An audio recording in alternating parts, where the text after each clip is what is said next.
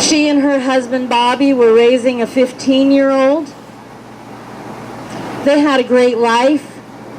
She was a hairdresser and she worked a little bit part-time because if you know her, she's kind of a type A workaholic. When they diagnosed Cathy with Lou Gehrig's disease, it took months, diagnostics and tests, and meanwhile she was losing her ability to walk and her ability to talk. As the disease progressed, every time she would cough at the dinner table, she would see the panic in her 16-year-old son's eyes.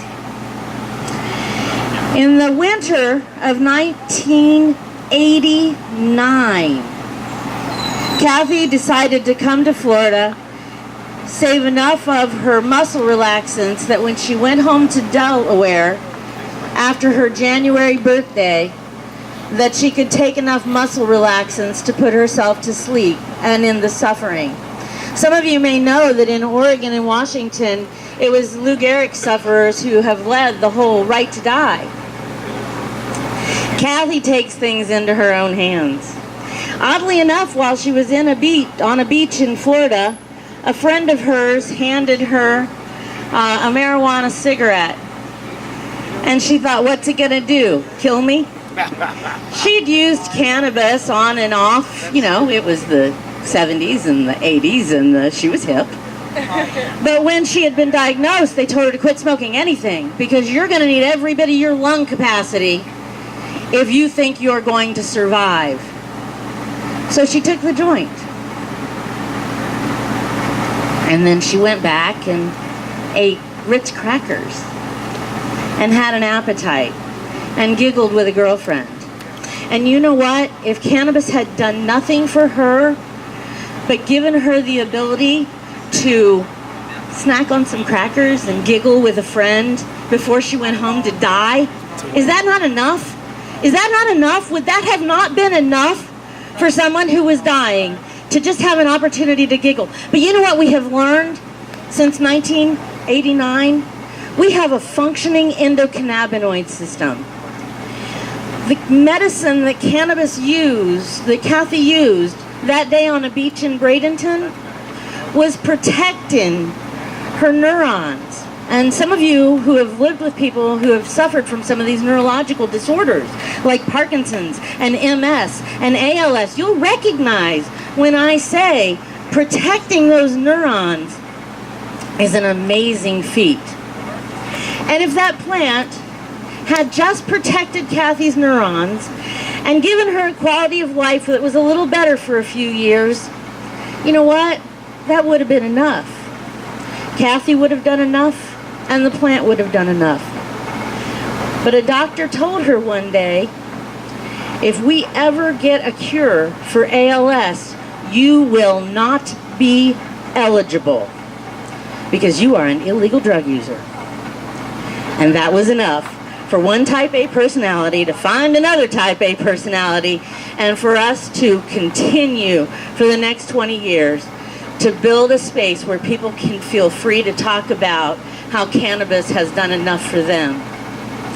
I'm grateful to see all of you out here in support of this cause. 71% voted yes, and yet the legislature and the Department of Health under the leadership of the executive branch has continued to stand in the way of patients. Today, people know Cathy Jordan's name not as the president of Florida Cannabis Action Network, though she served in that capacity for a number of years. Today, you know her as a plaintiff in John Morgan's case to smoke cannabis.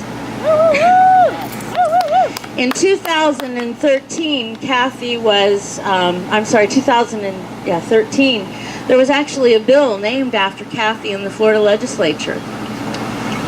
This particular piece of legislation would have answered all of our questions. It would have made everything we needed right. Cathy was in there day in and day out, making a way. The day that bill was introduced, Cathy's home was raided. Some of you may remember that story. And the courts granted Cathy medical necessity.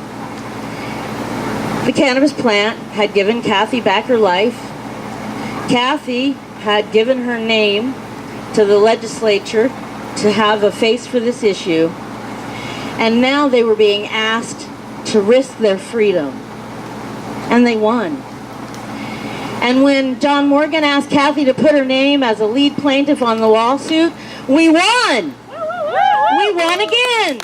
We got so much winning going on. I'm tired of winning, and I'll tell you why. Because as long as I'm still winning, it means we're still fighting. Yes, girl. Yes. It is time for us to reap the benefits of the seeds that we have so carefully sowed. That is right. I am so grateful for each and every one of you to be here to support this initiative. Not only were you right when you took a stand and decided to do this in your personal life or to support people in your personal life, you were right when you did that.